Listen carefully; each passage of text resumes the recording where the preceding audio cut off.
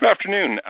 Just wanted to go over a great article that was in the Toronto Star today, and just talking about some clauses in apartment leases that are not necessarily legal. A couple things I wanted to point out. First, in last month's rent is all that, as a landlord, that you can collect. You cannot collect security or damage deposits. Rent discounts, for tenant paying on time. You're allowed to do that. You cannot force a tenant to give you post-dated checks. No pets allowed.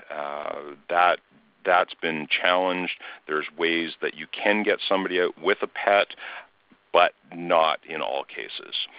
Smoking, which is the part of this article that I really wanted to talk about, you can include a no smoking clause in a lease. However, you cannot evict a tenant for smoking unless you can prove that the smoke is either bothering other tenants or damaging the unit.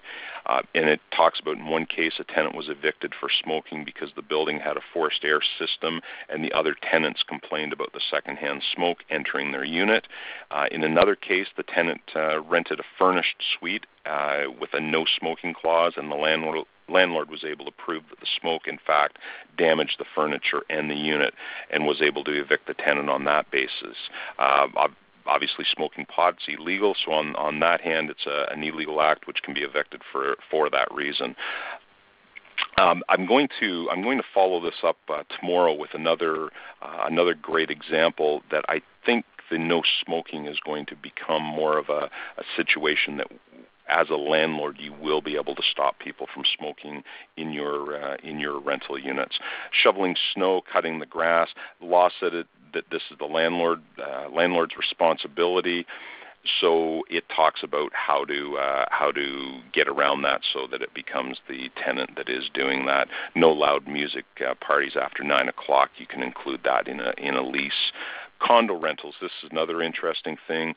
Make sure that you attach all the condominium rules to the lease to make sure that the tenant follows them. In some cases, the tenant's guests have caused damage. That ends up going back onto the landlord instead of the tenant, and so you want to make sure that that's covered. Anyways, thanks. Hopefully you enjoyed this little update about leases. Thank you.